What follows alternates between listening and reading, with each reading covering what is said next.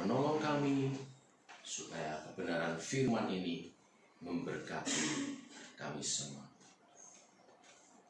Berfirmanlah Tuhan, urapi hamba-Mu jadi saluran berkat yang baik. Dalam nama Tuhan Yesus kami berdoa. Amin. Shalom saudara. Shalom. Apa kabar? Ya.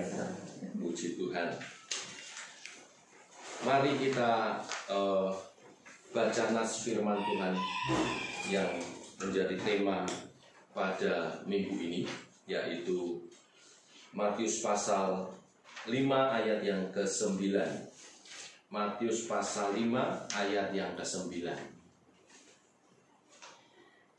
Satu ayat saja hari ini, sesuai tema yang diberikan kepada kita, menjadi pembawa damai. Ya.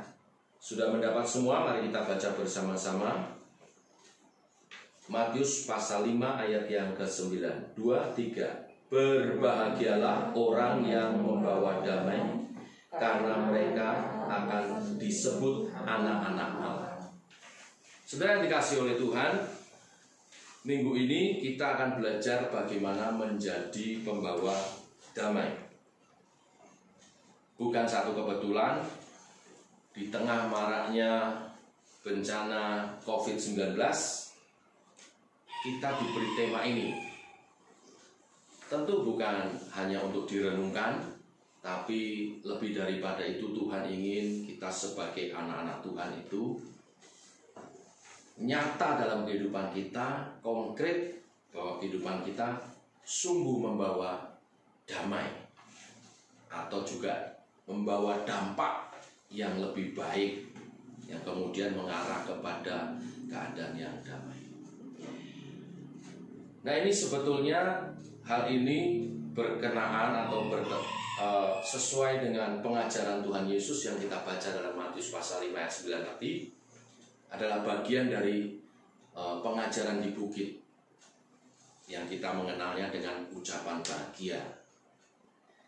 Ada ucapan bahagia yang Tuhan Yesus ajarkan. Salah satunya di ayat 9 tadi dikatakan, berbahagialah orang yang membawa damai, karena mereka akan disebut anak-anak Allah.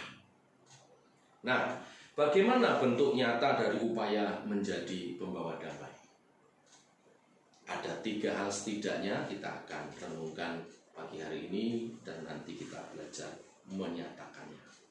Yang pertama, untuk bisa menjadi pembawa damai, kita mesti memahami hakikat damai itu apa. Nah, dalam Alkitab kita itu ada 2 kata damai. Di Perjanjian Baru memakai kata irine, yang berarti damai sejahtera, yang juga diartikan juga ketenangan, tetapi ada keterangannya di sana. Baik damai sejahtera atau juga ketenangan itu adalah sesuatu yang didapat dari hasil orang itu percaya kepada Kristus. Sesuatu yang bukan dari dunia ini. Sesuatu atau damai sejahtera, ketenangan itu hanya didapat dari hasil percaya kepada Tuhan Yesus Kristus. Itu kata irine. Lalu di Perjanjian Lama memakai kata shalom. Ya, ini agak berbeda sedikit, tapi kesamaannya adalah yaitu artinya damai sejahtera, tetapi ada kata sehat, ada kata utuh dan lengkap lahir batin, dan juga ada kata selamat.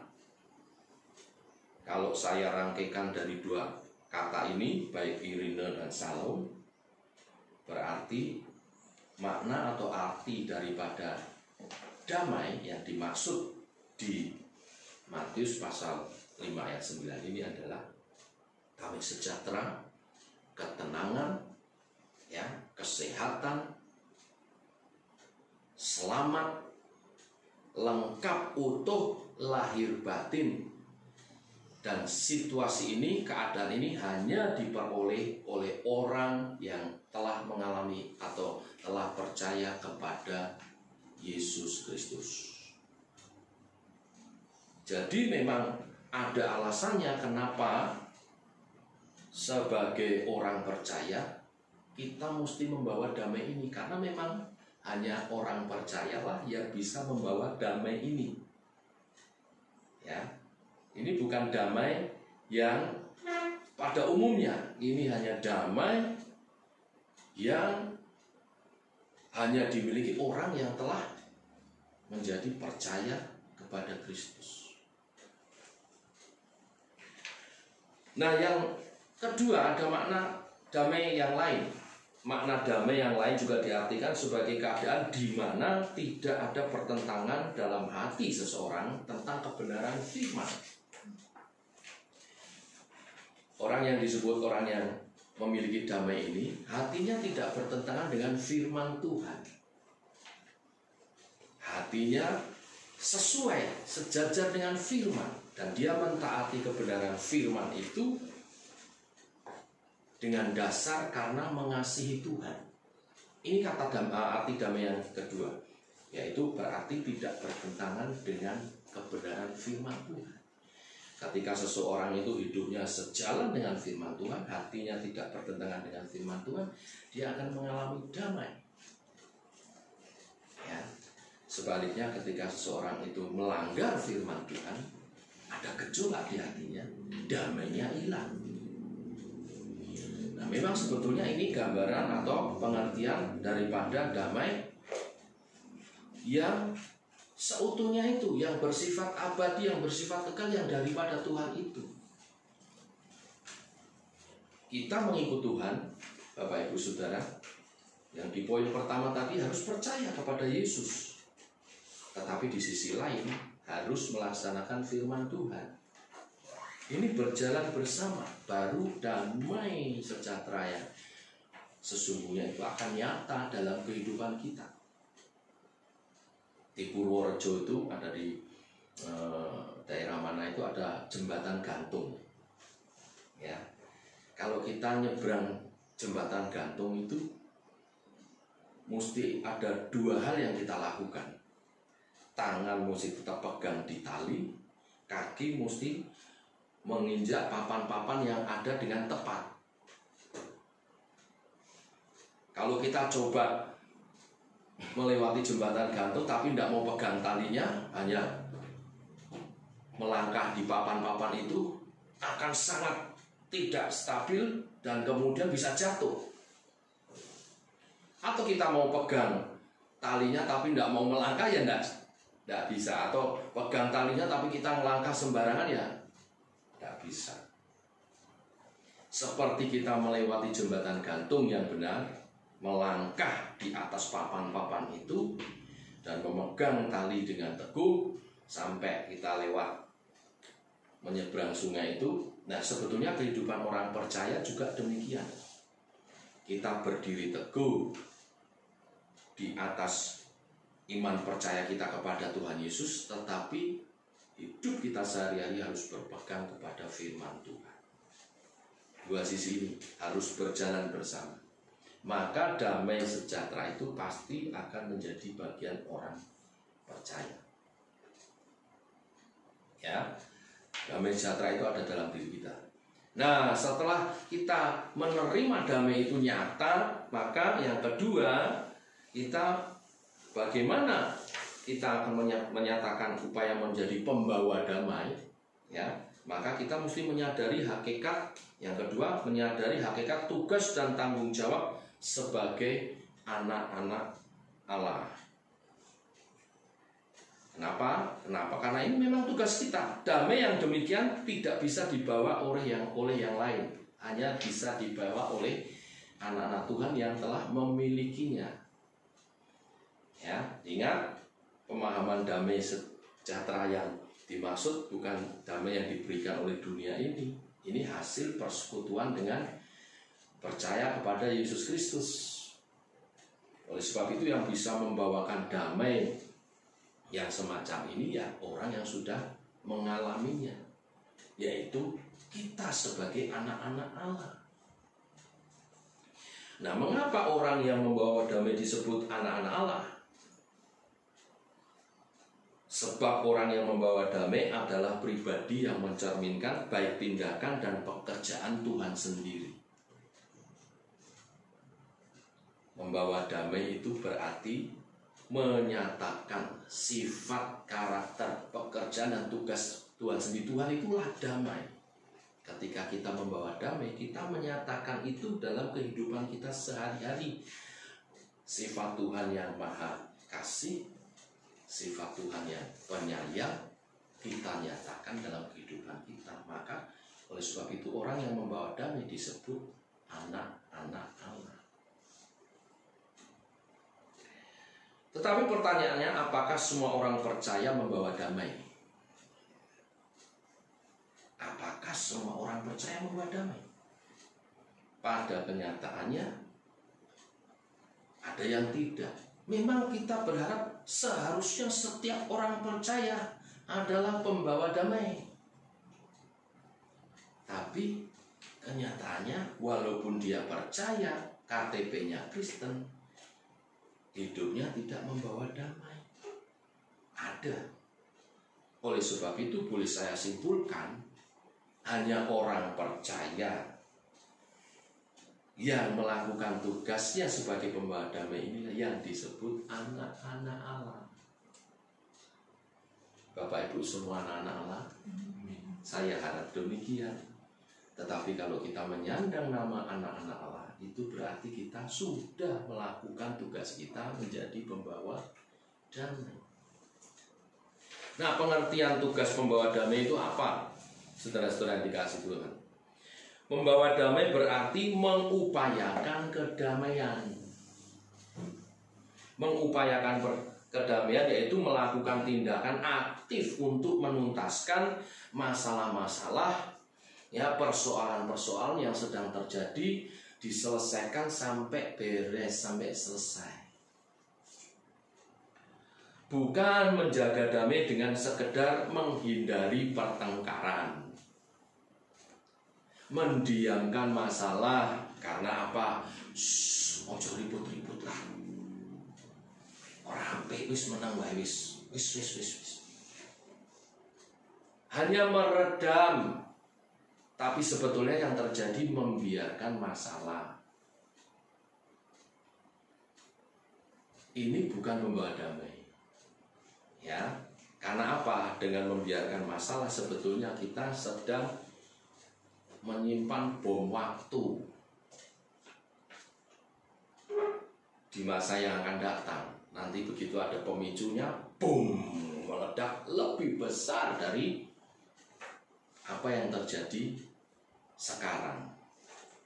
Nah, pembawa damai itu tidak demikian. Ya, dia tidak seperti burung onta. Tahu burung onta, Bapak Ibu? Ya, kalau ada pemburu atau kalau ada, ya, kebakaran atau keributan apa, dia tenggelamkan kepalanya itu ke lubang pasir begitu. Dia seakan-akan semuanya akan tenang sendiri, semuanya akan lewat sendiri, semuanya akan beres sendiri. Ya, tapi ternyata pemburunya ada di belakangnya. Jangan seperti burung onta. Burung onta itu bisa lari lebih dari 70 km per jam. Kencang sekali lari itu, walaupun tidak bisa terbang.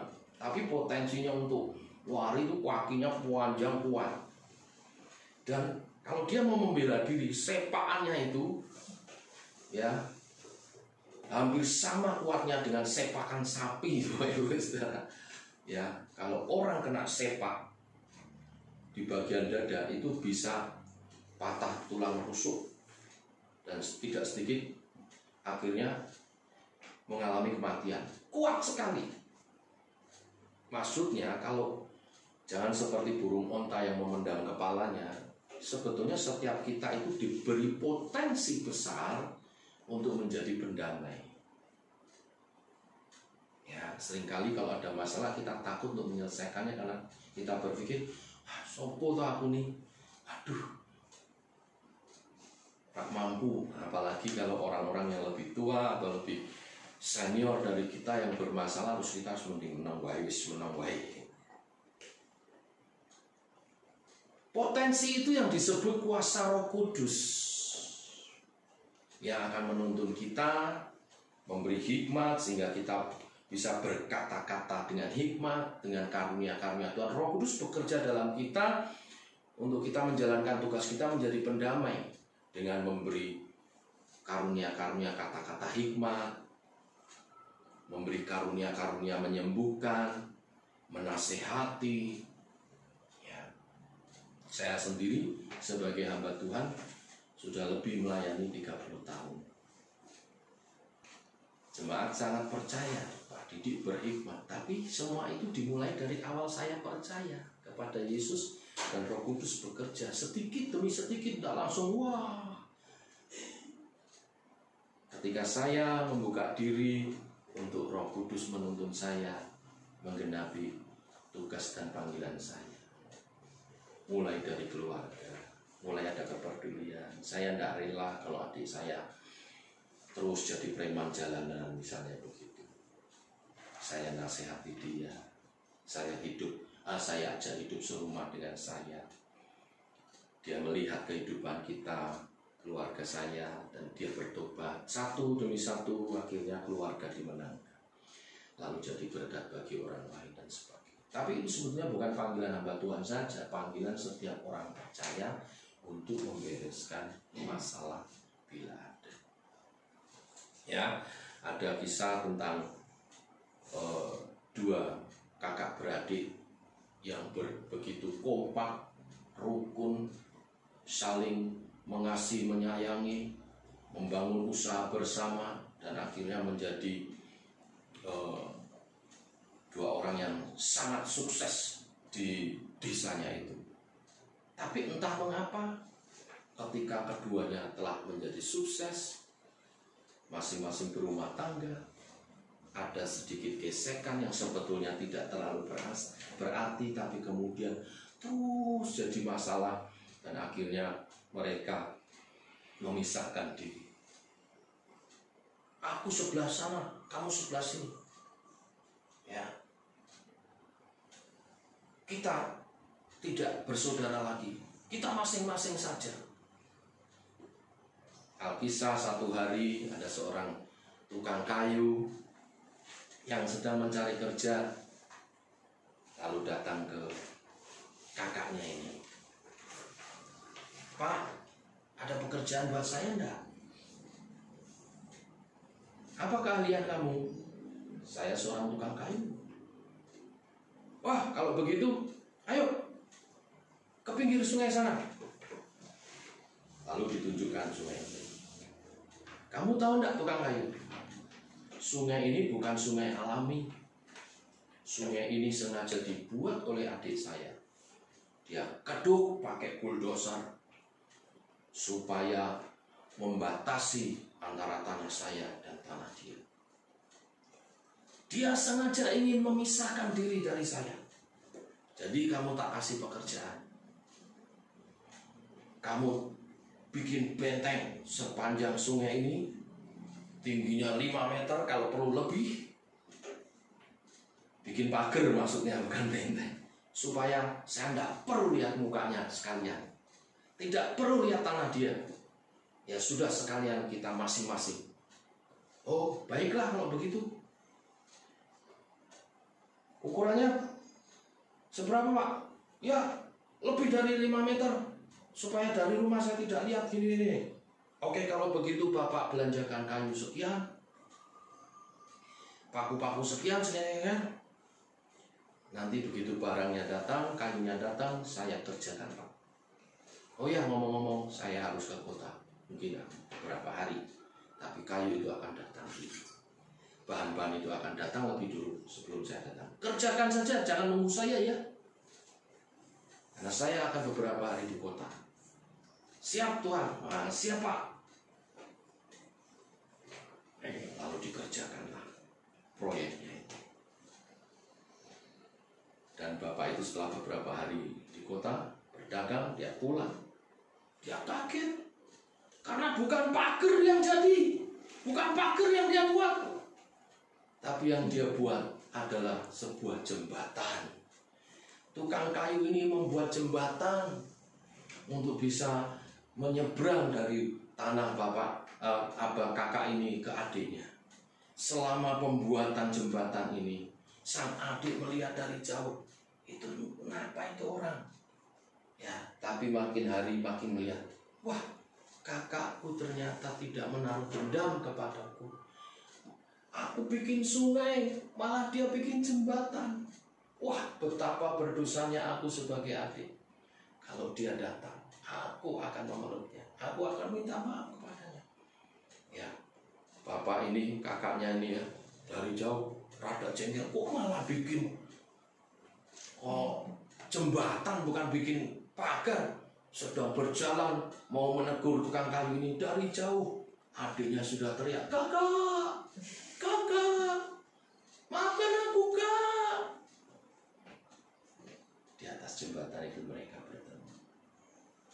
Mereka saling berpelukan karena adik berkata, maafkan aku, kak, aku salah. Maafkan aku membuat sungai ini, maafkan aku. Tapi kakak begitu baik, membuat jembatan supaya tetap bisa kita bertemu.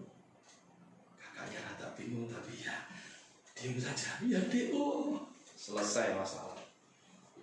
Nah, gambaran tukang kayu ini,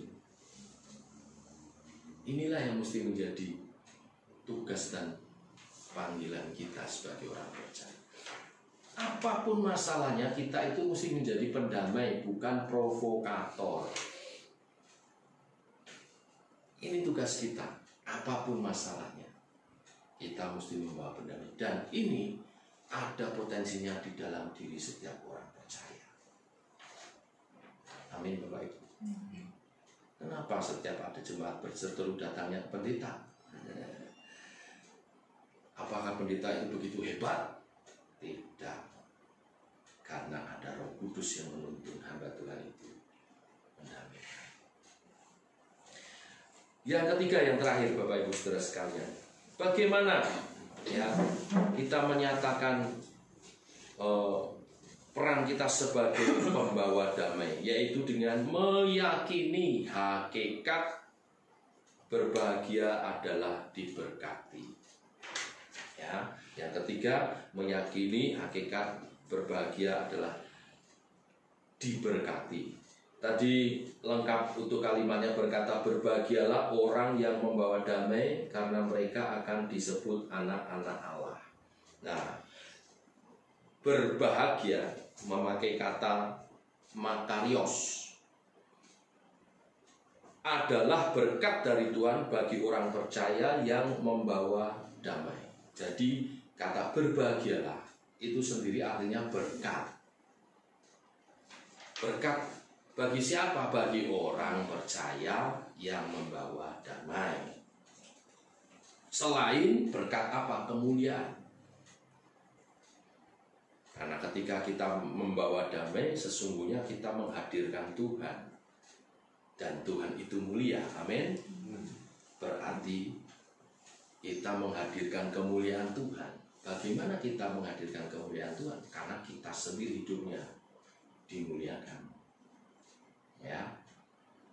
Jadi berkat kebahagiaan juga kemuliaan hidup. Bapak Ibu ingin hidupnya diberkati dan mulia? Jadilah pembawa damai sebagai anak Tuhan. Ya. Karakter Allah yang penuh dengan cinta dan sekaligus kuasanya, kasih dan kuasanya menjadi bagian hidupnya, itulah gambaran orang yang berbahagia.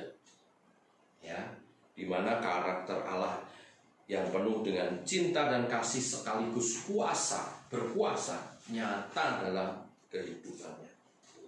Nah, kata berbahagia juga ya sejajar dengan kata pertama dari dari Mazmur 1 ayat 1. Coba kita lihat Mazmur 1 ayat 1.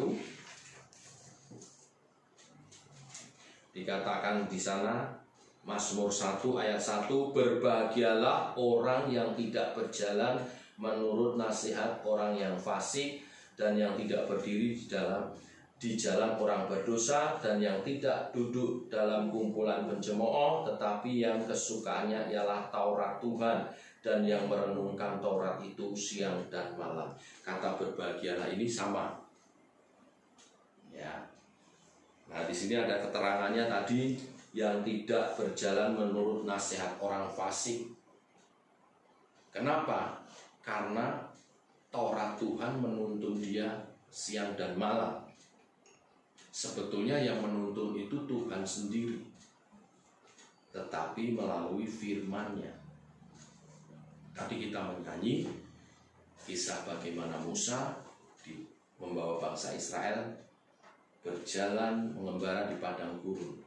Tuhan menuntun umatnya dengan tiang awan dan tiang api, sehingga ketika siang mereka tidak kepanasan, ketika malam mereka tidak kedinginan, sekaligus tidak gelap. Ya, sekarang tiang awan, tiang apinya itu berbentuk firman Tuhan. Ya, berbahagia kenapa? Karena kita tidak buta menjalani dunia ini. Kita melihat terang melalui firman Tuhan, sehingga setiap langkah kita diberkati. Ya. Kata bahagia ini juga sejajar dengan Yosua pasal 1 ayat 7-8 yang diartikan sebagai beruntung. Ya, coba kita lihat Yosua.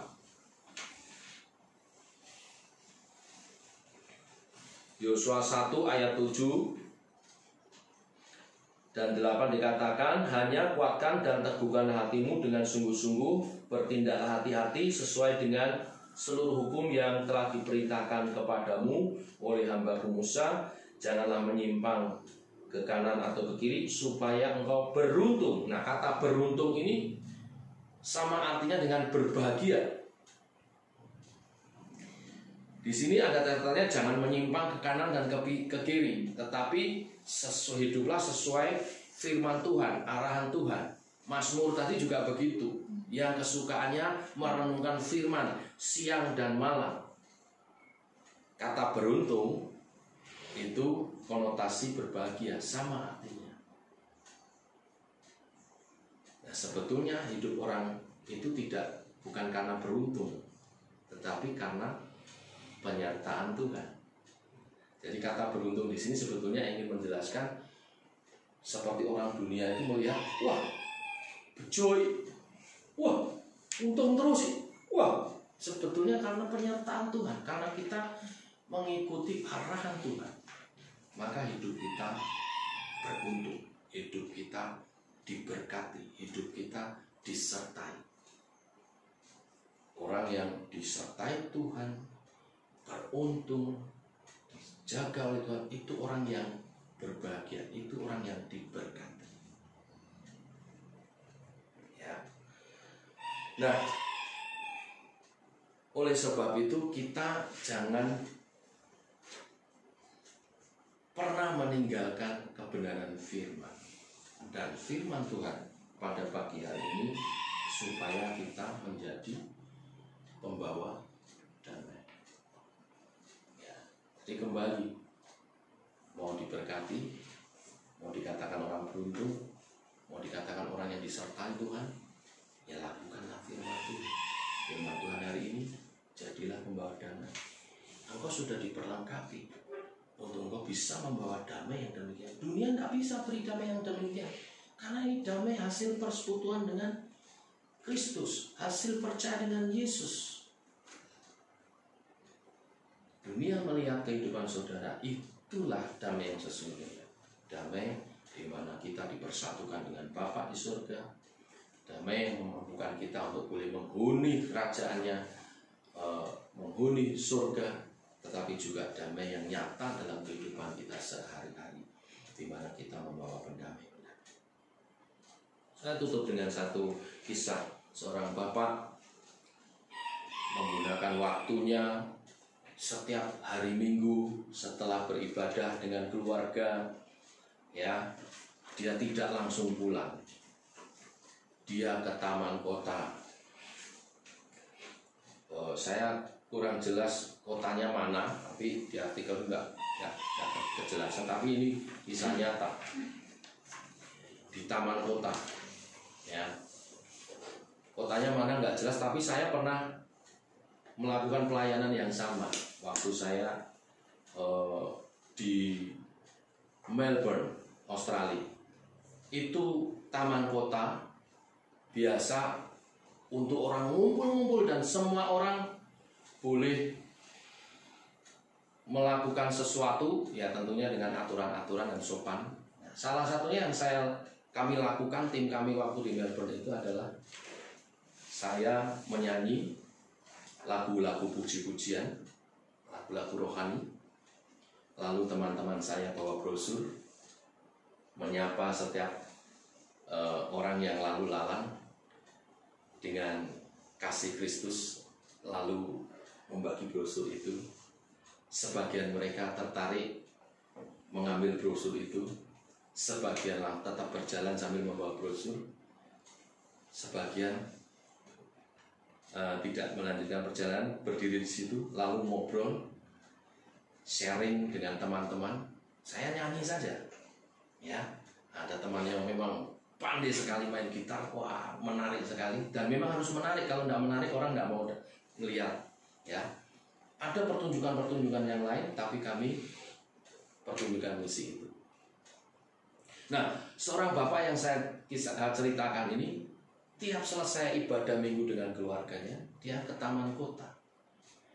Lalu dia berbicara dengan keras, ya, mengajak setiap orang untuk mendengar kesaksiannya. Dan dia bersaksi, lihatlah diriku, aku yang sekarang tidak seperti yang dulu. Aku dulu pemabuk, suka menyiksa istriku, ya, tidak peduli pada anak-anakku.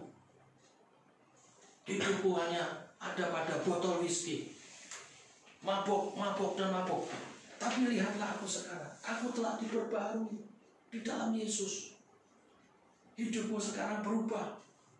Ya, sebagian yang menonton begitu serius, ya begitu menghargai. Tapi ada seorang bapak yang malah marah-marah, berkata, omong kosong kamu tuh, mimpi kamu ya.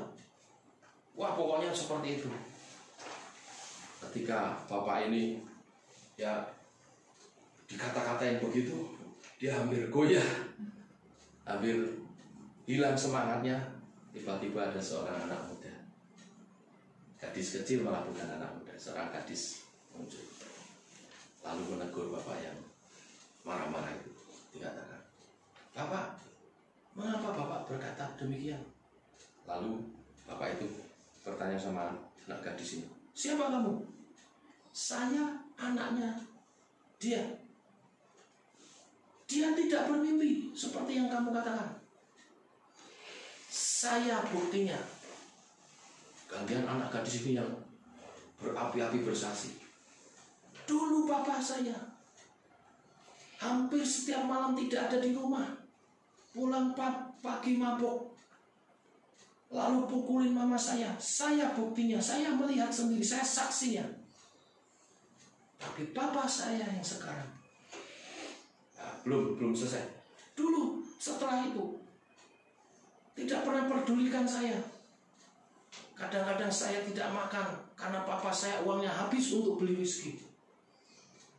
Saya makan hanya air dan sedikit gandum, ya bubur maksudnya gitu. Tidak bisa makan. Sekolah jalan kaki, tidak pakai sepatu karena tidak bisa beli. Tidak ada uang, uangnya semua dihabiskan. Tapi sekarang lihat, saya pakai sepatu yang bagus karena papa saya sekarang tidak menjadi pemabuk lagi. Mama saya selalu dianiaya. Tapi lihat, kamu lihat itu di sebelah sana, kalau ada wanita ya, itu mama saya, betapa bahagianya wajahnya. Papa saya tidak mimpi. Papa saya mengalami perubahan karena bertemu dengan Yesus. Ngomong-ngomong Bapak, kalau ini semua kamu anggap mimpi, Tolong jangan bangunkan kami ya. Terlalu bahagia kami. Percayalah kepada Yesus, hidupmu akan berubah. Kisah nyata yang bagaimana keluarga yang hidupnya diubah dari hidup yang hancur setelah bertemu dengan Yesus. Tapi mereka nggak tinggal diam. Setelah mereka diubah hidupnya, mereka memberi hidupnya untuk menjadi pembawa damai. Apapun bisa dikerjakan, bersaksi, ya, mengerjakan sesuatu, apapun bisa dikerjakan. Bangun jembatan, jangan sungai yang memisahkan satu dengan yang lain. Tuhan memberkati kita semua. Amin. Mari kita tetap pada Dia.